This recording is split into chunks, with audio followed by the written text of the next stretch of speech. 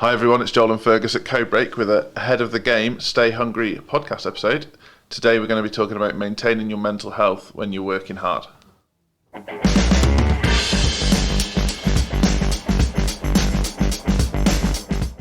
You Fergus? are so much better at that than I was. Oh really? You got that down to a T.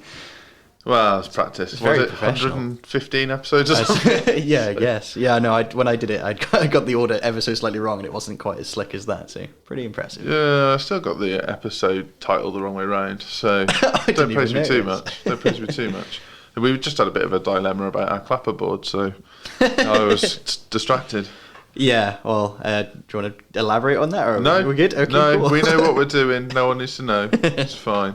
So, it was Mental Health Awareness Day on Saturday. Sure. And so I thought it'd be a good opportunity for you and I to talk about what business owners can do in terms of maintaining their mental well-being Yeah, when, as we all know, particularly this year, people are under significant stress. yeah, And that's a real issue for employees, for business owners, for managers, and it's been a huge eye-opener for a lot of people, because I reckon, well, I mean, people who were already very well read on mental health issues will have been like, this is a field day for making sure that I'm doing all the right stuff to be on top of it. And people who, like myself, maybe don't regularly suffer with too much mental health stuff, has been a point where we're like, actually you start recognizing stuff in yourself. Sure. With the state of the world, it's hard. Yeah, I think there's people who've. I think everybody suffers with stress to an extent, but I think there's people who've recognised their suffering with stress this year.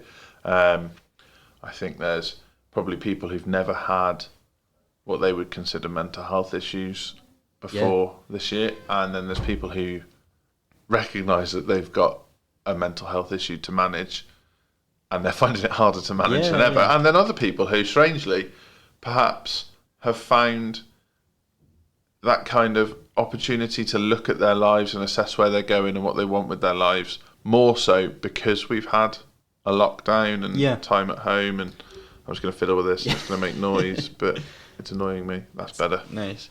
No, I think you're right. There's a lot of visible. I think it's not. I wouldn't say it's a great time to be having a mental health issue. Episode, but, Oh no, sorry. Just I don't think you'd celebrate it, but it's a good time for awareness about it. There's a lot of types of mental health that are talked about a lot more these days than there used to be. Certainly for me, I never recognised half of my behaviours as things that I could work on, or maybe be issues, or stuff that could be issues if they're left unaddressed. Yeah. But because people talk about it a lot, even in a professional sense, I've working here, it's raised all the time. People just talk about, oh, how does that affect you? Is this going to add an issue for you? That being able to just openly talk about it in a professional sense is like the first step.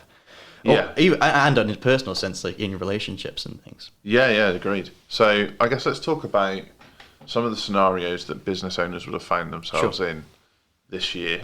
We'll go through mine. Because it's only fair. I can't assume. Yeah. But we locked down a week before lockdown. Yep. I remember it well. In terms of business, probably the hardest decision I've ever made in business. Sure. Certainly Andy felt the same. It was the first time in business, because we don't do something that's particularly dangerous. So health and safety here and stuff is, make sure you don't put your fingers in the sockets, don't pour the kettle on your head, don't trip over any wires. But we're not up scaffolding, we're not on the side of buildings. We don't have public access. Yeah. So it's the first time as a business owner I've had to address the safety, the health and safety and the well-being of the staff ahead of the company. Yeah. And it was a huge responsibility that I never thought I'd have to have. Yeah, and you had to make that decision quite quickly. It wasn't like you had loads of time to prepare for it. I was one of those people as well that was like, shit, this is going to be bad. And everyone else was talking about a 2-week lockdown. And I was like, nah, no, this and I don't feel smug about it. It's horrible that I was right. Mm-hmm. But I had friends that were saying to me, oh, don't panic, they're just exaggerating in Europe, blah, blah, blah. I was like, they're not. Like, look at some of the footage coming out of the hospitals. This is making me feel rough. And I was talking to other business owners who are like, I don't know what to do. I don't know what to do. I've got staff that are nervous about coming to work. I've got staff that are coming to work with colds, and I don't know whether to send them home. Yeah. Or I'm not sure I can run my business without them, but they should go home. Yeah, and there was like a running joke. Everybody was like, "Oh, we're not allowed to shake hands anymore." Yeah, that was funny for about 5 seconds. Yeah. And then it got really real. And the pressure of that moment, I felt like in that moment I was being asked between choosing my livelihood and choosing the well-being of the staff. Now, obviously, there's only one choice in that, but it's a fair sacrifice to make when you've done something for 10 years. Yeah, well, I mean, and there's loads of situations that add, like, there are circumstances that add on to that pressure. Like, if you're having a really good year, there's loads of growth, and you're like, this will stop that in its tracks. This will do X. This will affect. And if you're having a bad year, I can't even imagine like extra pressure with that. Like, is this the end of the business? Like, yeah. So, I mean, I'll speak for us. February was the best month we've ever had. Yep. March was one of the worst months we've ever had. And would it be fair to? I mean, that it was really that brutal. Yeah, it was like someone turned off the light. Yep. There's people calling up saying, "We've shut our business. We don't need marketing anymore." I kind of do the whole, well, everyone needs marketing. What are you going to do on the other side when everyone's forgotten about you? And they're like, "There's no money. There's nothing." Yeah. And so, in that moment, as with many other business owners across the country, I sat at home literally with a cup of tea thinking, shit, like, and this is before they announced furlough schemes. Yeah. It was a good long time before, because I mean, like you said, we went a week before actual lockdown. Yeah. And then when did actual information about furlough come out? Way into it. So I know business owners that went through stresses in that moment that they've never experienced in their lives. And it's not like, everybody's had horrible things happen at home, things happen in their families. But this was like we have a relatively small workforce. If you've got a workforce of 200, 300, 400, and you're sat there thinking, I've just watched the arse of my business fall out. Yeah. I had no control over that. And at some point, I'm going to have to start having some difficult conversations with staff members. It's like, what industry are you in? If it's one of the industries where you actually can't operate, as there were many, and you've got a big workforce, bloody hell. Yeah. I mean, that's still happening now with Cineworld and cinemas in the cinema industry. Yeah. Like, people are still making those decisions, and that's not going to go away. And yeah. I think those pressures, I mean, it's going to sound a bit twee now for me to say, well, what I started doing was exercising. Right. But what I started doing was exercising. And in my case, I lift weights. Mm-hmm. So, and I deliberately lift weights that are so heavy that I can't think about anything else. That's interesting. I didn't know that. So a lot of people, well, not a lot of people because I don't tell many people, but a few people have said to me, well, like, why are you doing that to yourself? Like, what, you're not going to be a weightlifter, or you're not going to be, you don't need to be that strong, you work at a desk, sort of thing. And genuinely, my mind was so full at the time that I just needed to do something that snapped me out of it. So it used to be playing football. I'd go and play football twice a week, and I play football at such an intensity that I can't think about anything else. That is the definition of a good hobby, though, because that you want something, especially if you're a professional person, you want something that you are passionate about, that you can you like enough where you can throw yourself fully into it, so that the outcome of that is that when you're doing it, that's what you're doing. Yes. It's what me and Andy talked about it a couple of weeks ago. But that's why I've started to do woodwork, is because it's one of those things where you're thinking about that thing. Yeah. And you're not thinking about. So Andy today, not in the office now. He knows he's got a long day today, so he started his day with a big bike ride. Nice. Because it takes his head out of the game for a little bit, which is good. But it's also like body armour for the day. So he'll come into work and his endorphins are going, he feels strong, he's done something that not many other people would do, and he feels fit and ready for the day. Now, he knows he'll tail off towards the end of the day, be really hungry, probably get a bit grouchy. But he'll have a good day off the back of that. Where Yeah. like today for me, so I train in the evening. So I trained last night, and then this morning I woke up really achy. So I just took the dog for a big walk to loosen up. And it sounds like such a minor thing. But so many people talk about how effective that is. Yeah. So for context, I used to do sport at a relatively competitive level. Yeah. So judo in particular, but I played football at a half decent level. And when I went to university and that all got taken away, my mental health started to suffer. Yeah. Because I no longer gave my body what it needed, and I think in turn, mind and body's kind of got to be in balance. Yeah, especially sports like that.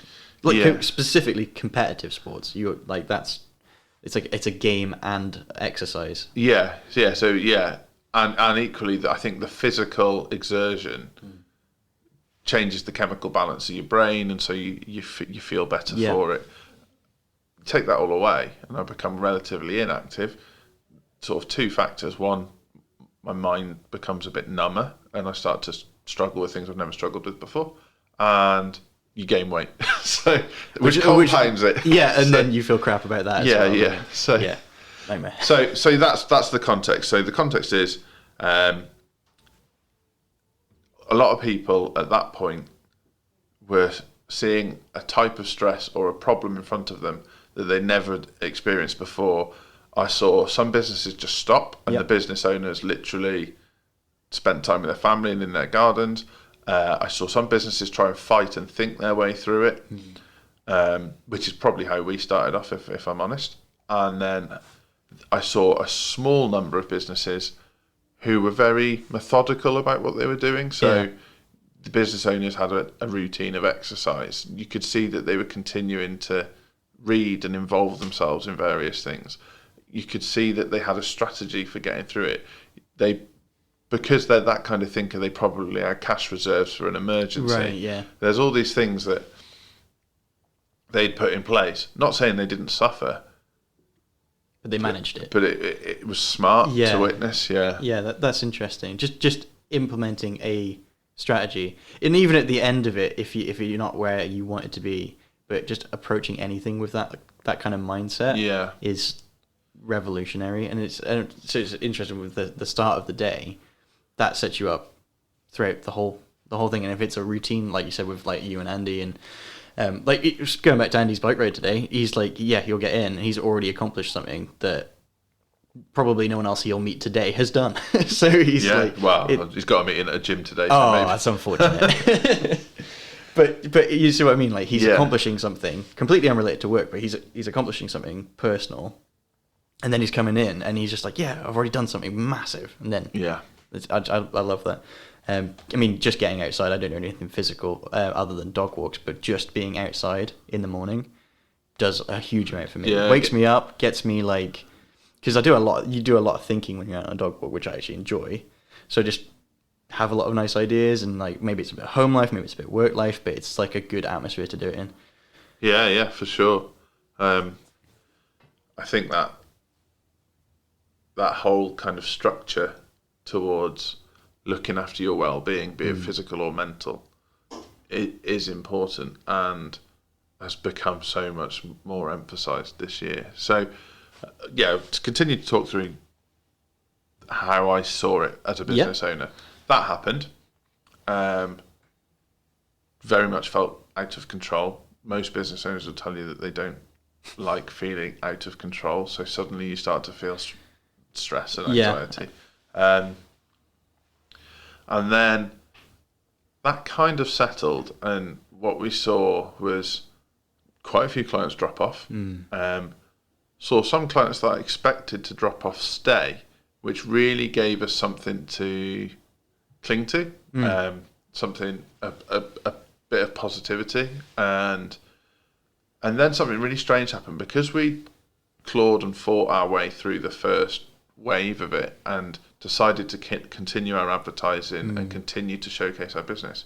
We started to get inquiries from businesses that wanted to pivot into online, or businesses that were thinking about launching now because they could see an opportunity because their competitors were struggling and things like that. And weirdly, that brings it a whole new set of stresses, because now you're like, well, I'm doing twice as much work as I was before because it's a lot of startup new work. Well, that, and I'm also fighting to keep the company healthy. And now I've got all these businesses that are presenting us new things to try and service, to quote, which is a great problem to have. But you're trying to balance that with the fact that you can only go outside for half an hour a day. Things like the furlough scheme kicking off. You've got clients and constantly changing too. Yeah, you'll ring a client up to speak to them, and that member of staff's furloughed. Yep. The first couple of months where you've got new different kinds of projects coming in, trying to address, because basically you're just trying to address this new problem for yourself and for other people's businesses, because a lot of what we do is consultancy, and we're like, so people are coming to us, oh, how do I market my business during a pandemic? And we're like, well, guess what? There's never been one before. So you're coming up with new strategies that are never having been needed before, but you're also supporting your own business and then trying to maintain your mental health for a time where you're literally allowed to go outside once a day, which is weird enough in its own. Yeah. And I remember having a telephone call with my mum, not ashamed to say that. And I said to her, I don't think I'm going to see you for a long time. Yeah. And I've got some ill family members and some stuff going on. And it was really emotional. It was really like, and I know everybody went through that. That's not me. But you've got all this personal stuff going on.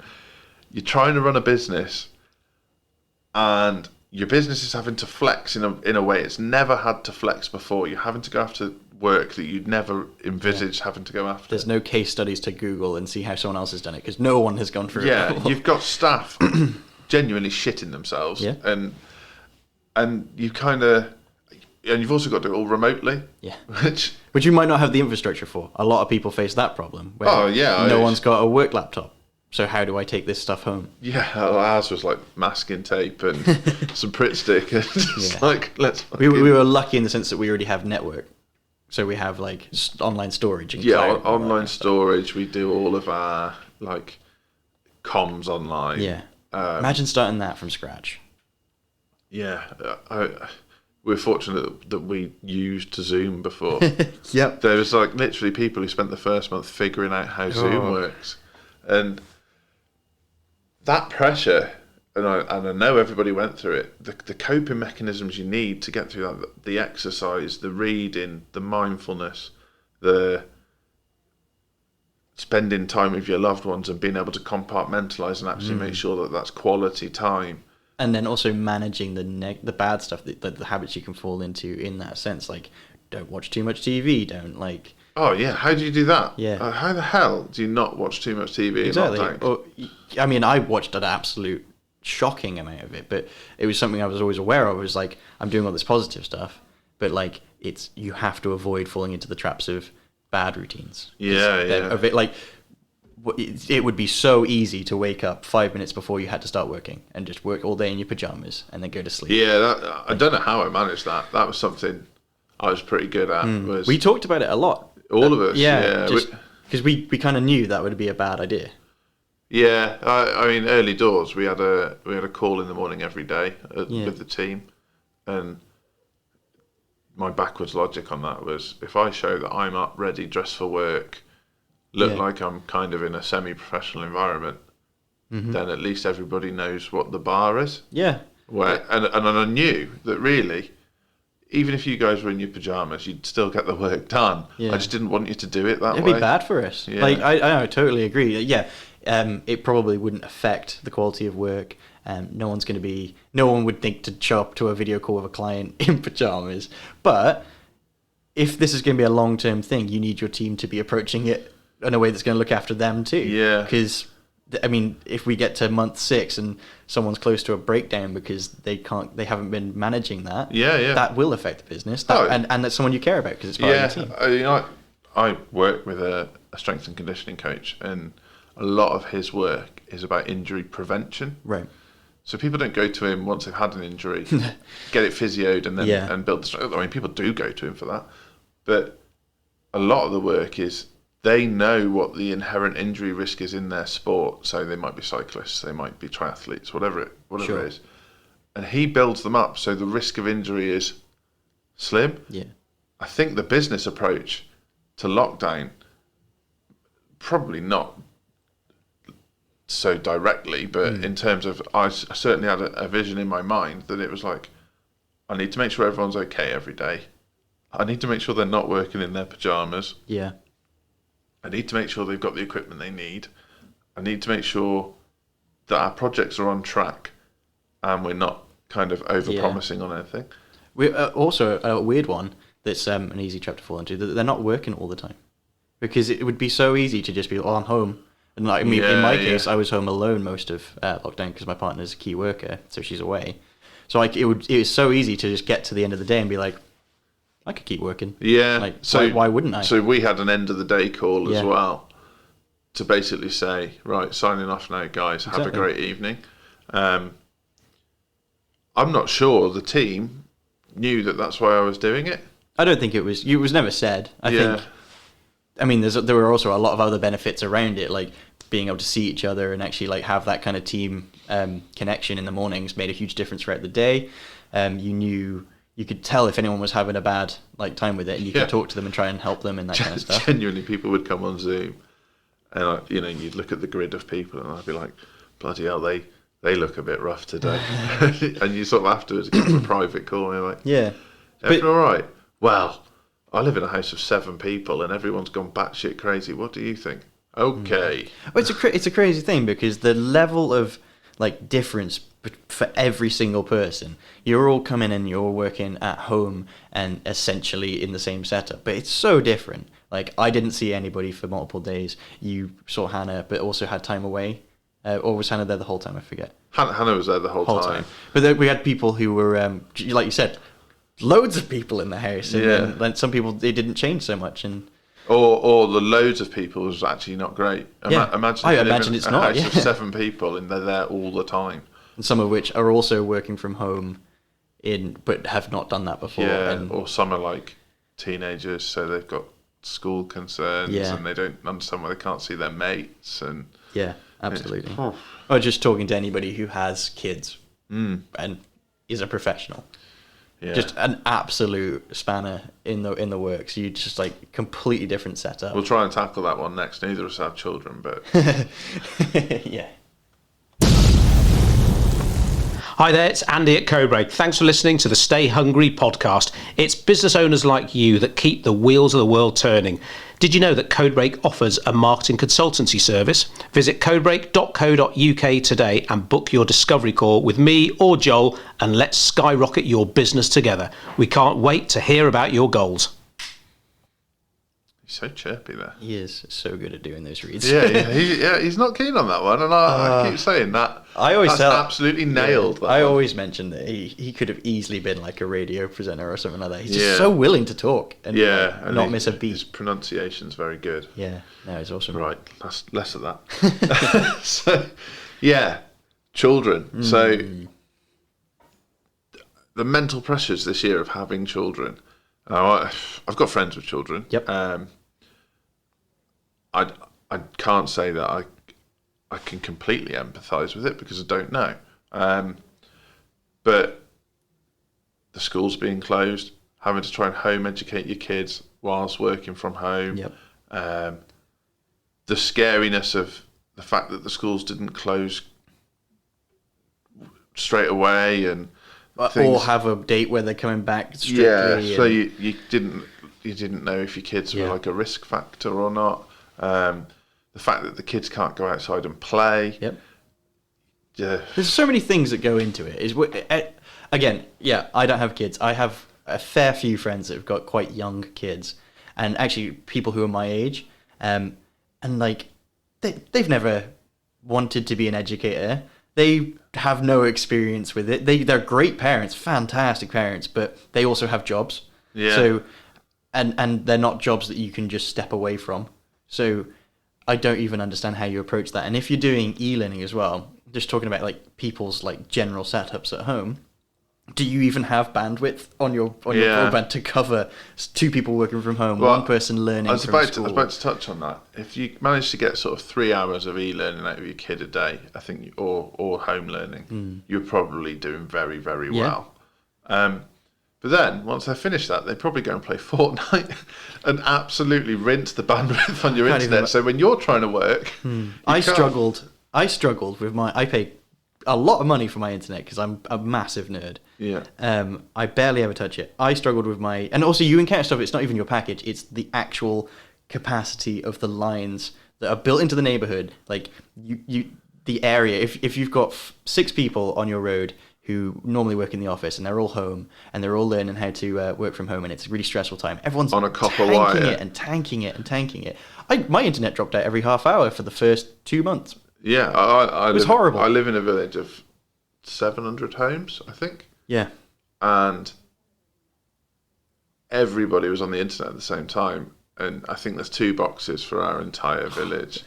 And you know, you could speak to like an OpenReach engineer and they'd be like, you realise that the network has never had to do this before. And there's no way to address that. That would cost so much money and it's a short-term issue. But you don't ever think about it when you're in normal life. Yeah. And it was absolutely insane. And there's nothing you can do about that. Yeah. So anyway, you've got these parents who somehow they've got to compartmentalise the education of their children, Which they will care massively about. the well-being of their children, being able to put food on the table, doing their jobs if they've still got a job, if they're furloughed, trying to find a purpose in life, which I imagine in a sense some of the home education stuff may have actually been welcome then, because you kind of had, well, this is my job now. Yeah. And there's some people who have had to choose between those things too. So it's like, it is impossible to keep my job, look after my children, and educate my children. And my partner has also got to work, and that's the other thing on the table. And there are parents who are like, okay, I'm going to ask to be furloughed or put myself up for it so I can prioritize one of the other things. Yeah. And then the other partner will then... And then if you think about that from the business owner's perspective, they know that some of their workforce have got to look after their children, got to educate their kids. And they have to make that... Then they've got to make decisions about, right, well, do I furlough that person? Or are they vital to our team? So I keep them in but know that they're not working at full capacity. Yeah. And this was before flexi furlough. Yeah. So you couldn't... finding the middle ground was a lot harder. Yeah. So it almost feels cruel to the business owner. And the pressure that adds to somebody is insane. You know, I know very few people that have gone into business and their sole purpose in business is to make money. They want to see the progression of their staff. They want to look after their team. All these things, and suddenly you're basically being told, well, that person can't be productive, so either pay them their full salary and you're only going to get them for 4 hours a day, furlough them, but they're not allowed to do any work, or long term make them redundant. And like what in which of those situations is actually good? Like pretty much none of them. Yeah, right? They're all horrendous. Yeah, and this podcast is majority aimed at business owners, and it's business owners that tend to listen. They will have all gone through those emotions, and plus they might have children of their own. Yeah, and like they can't step away. Yeah. So they have. It's interesting because the business owner has all the same issues as everybody else, and then has to take responsibility for everyone else's issues too. So it's like just having time to look after yourself and prioritize that when you've got a team to look after. You've got to make sure the business stays alive. You've got to plan for the future, and you've got to make sure that you're doing something the morally right thing to do. I mean, most business owners would care about that. So, but how? It's absolutely insane.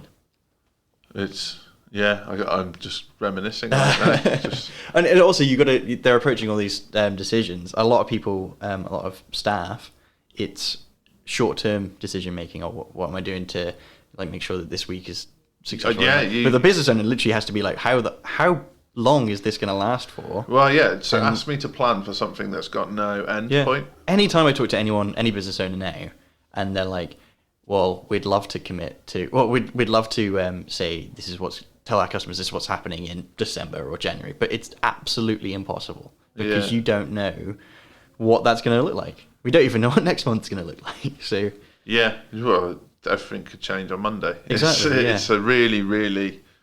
Yeah. You know, I'm aware there's people alive today that have been through worse. Absolutely. but this is it doesn't rough. make light of what is happening now. It's a lot of context. I was actually talking to a pub owner or manager the other day, and just the things that they're having to deal with. Like it's more so in that industry because you've got the moral obligation to keep everybody safe, but your industry literally requires people to put themselves in what a lot of people would consider an unsafe position, and you've got all your staff who traditionally aren't on contracts that look after them very well.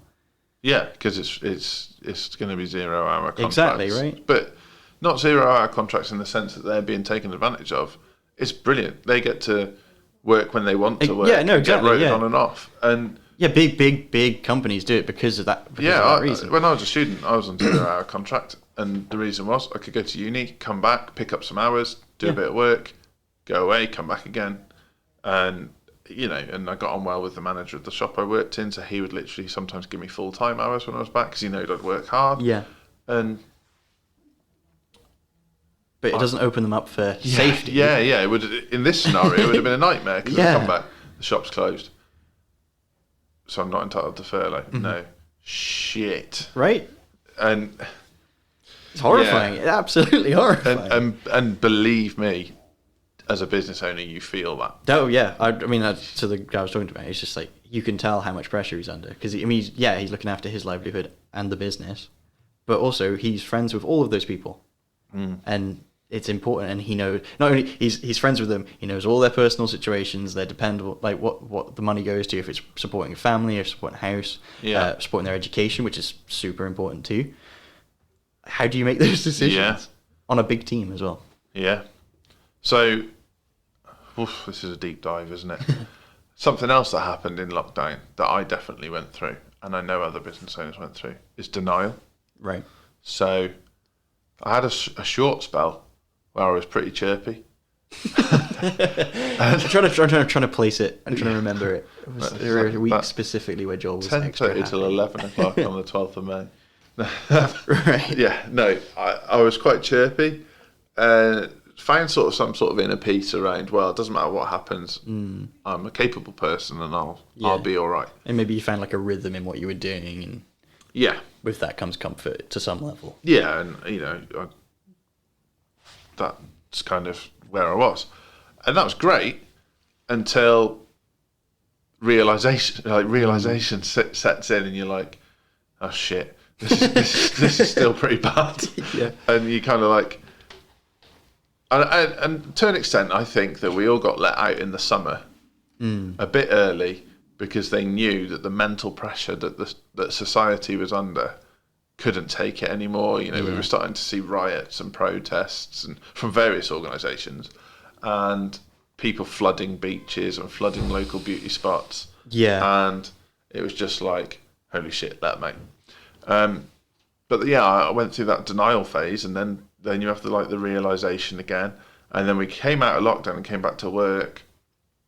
And you got that whole period of having to kind of retrain people how to be at work. Yeah. And that's not an easy feat. It was weird. We're still doing that. Yeah. We're still going It through was genuinely strange. So suddenly they're having to relearn what it's like to be, and also what it's like to progress in a work environment, because we were kind of on pause in a remote learning environment. And now we've reached a point where we're all being told to work at home again, and businesses are under pressure again. And we're on a business park, and it's gone really quiet again, or businesses have said, right, we're not having visitors anymore, and there's all those pressures. And through 2020, from a business owner standpoint, there's just been it's just been an emotional roller coaster. Yeah. And I guess there's various things you can do from a mindset perspective to try and tackle that. Yeah. So I'll reel some off and see what we got. So one is stay focused on your goals. Cool. Yeah. So what I mean by that is, just because the world has changed doesn't mean that your objectives should. Exactly. They might take longer, or you might have to take a different route, but you should almost zero in on those goals and visualize them, print the pictures off if you need to, stick them on your desk, stick them on your wall, pin them to your eyelids. Yeah, because in a sense, this is just another obstacle to get past. Yes. To then achieve those goals, which are obviously important to you. Yeah, don't let it rip your purpose away. Yeah. Just because. Your purpose can't be just to survive. Yes. The pandemic. Now, I'm not afraid to say I lost sight of my goals because I was so caught up in making sure everyone else was okay. I've sorted that out now and re-looked at my spreadsheet and got some pictures up on the wall at home, and I do some kind of affirmational stuff in the morning to make sure I'm on track. I think that's a really important thing for the mental health of a business owner, is to remember your why. Why are you doing this? Is it to spend more time with your wife? Is it to spend more time with your kids? Is it to build a business that supports the community? Is it to make an impact in your local community? Is it because you want a motorbike? Whatever it is, it's like zero in on that. So that would be my number one. Well, not my number one tip, one of my tips. Next one, mindfulness. So if you don't know what mindfulness is, it's about being present. Right. So most people's anxiety and stress is about either thinking about the past, which you can't change, or worrying about the future, which you also can't change. So what can you do right now that makes an actionable benefit to your business? Yeah. From a business perspective. So that might be making sure the staff are okay. That might be making sure they've got the right equipment. That might be making sure all your invoices are up to date. It might be checking that your bank balance reconciles in your books. It could be making sure that your lead funnel works. It could be making sure that your advertising is on point. It could be checking to see if there's a change in trend in how much it costs you to acquire a customer.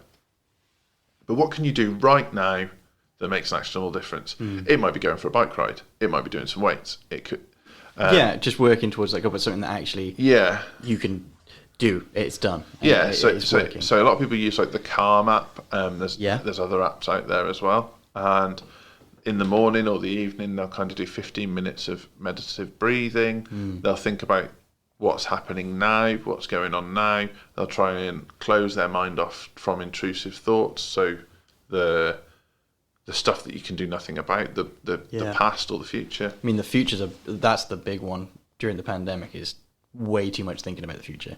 Like thinking about what's happening next week, thinking about what's happening starting next year. Yeah. It's hard to get your mind out of there unless you're actively doing that. Something to get out of there.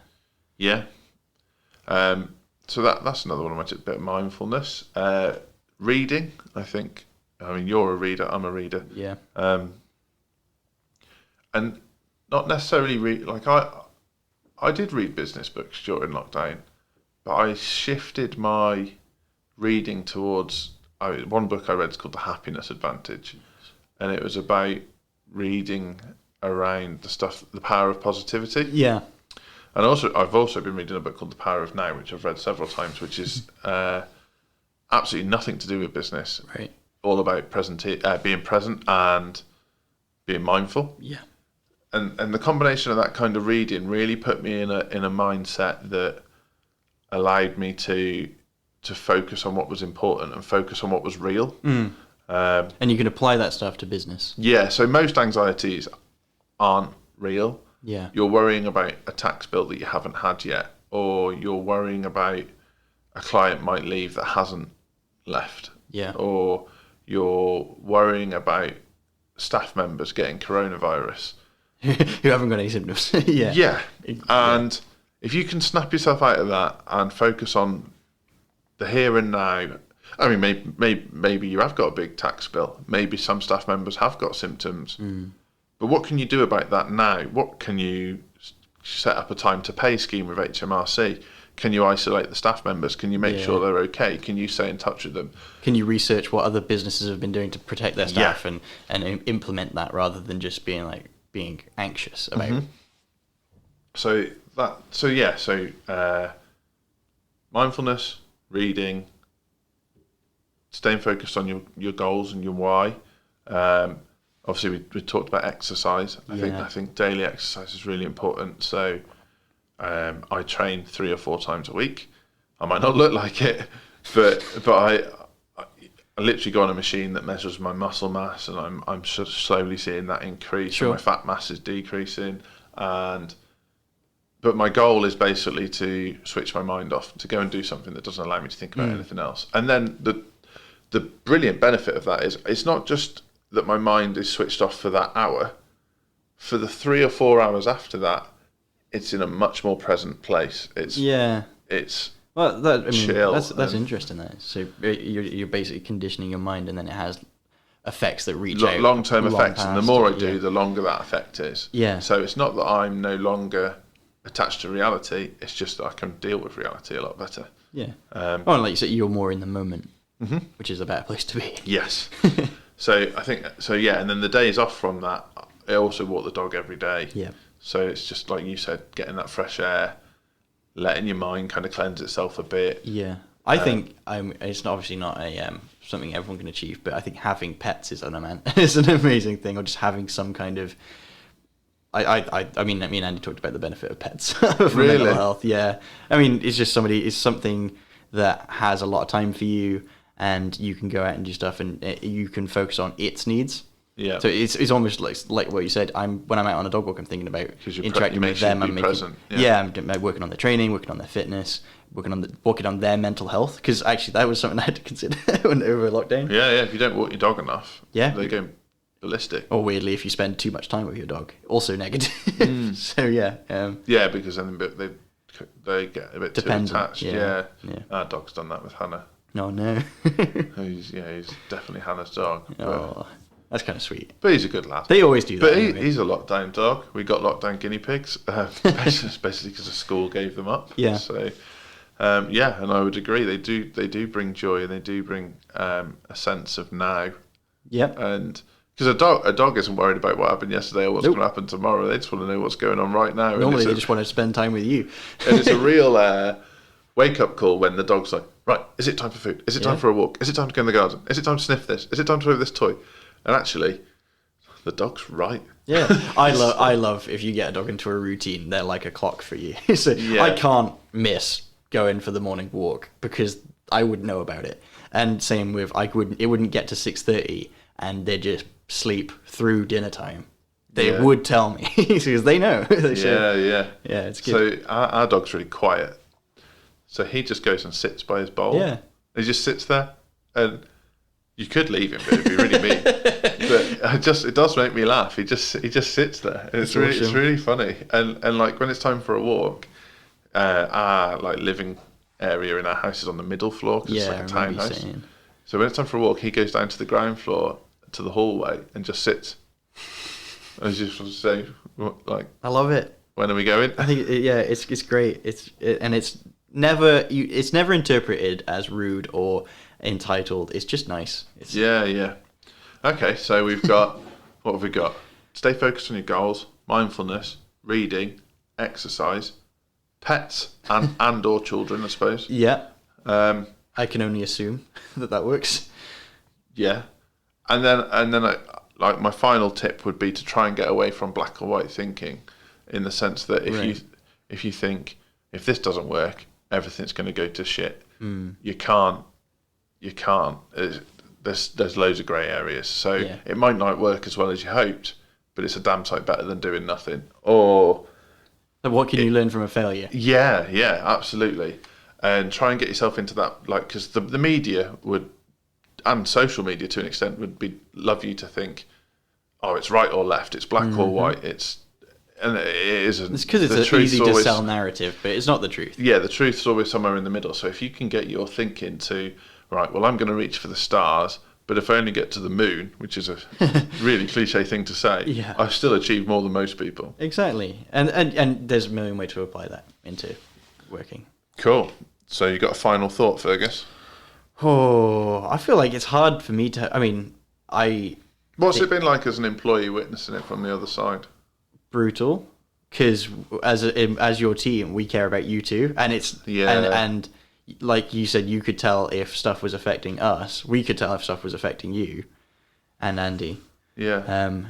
And yeah, it was brutal, and you had to do stuff to help, like try and take stuff off your plate. Try and if you just needed to talk about like, because you came to us for our opinions on certain things, and and just being able to weigh in with your opinion, because we all care about the company. I think we're in a benefit of everybody in this company cares a lot about the company, so there was a lot of caring and a lot of looking after each other. Yeah.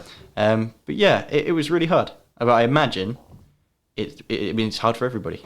And No, that's why I asked. One of the best things that came out of it, this is my last takeaway. One of the best things that came out of it was a sense of community in a lot of different senses. Love that.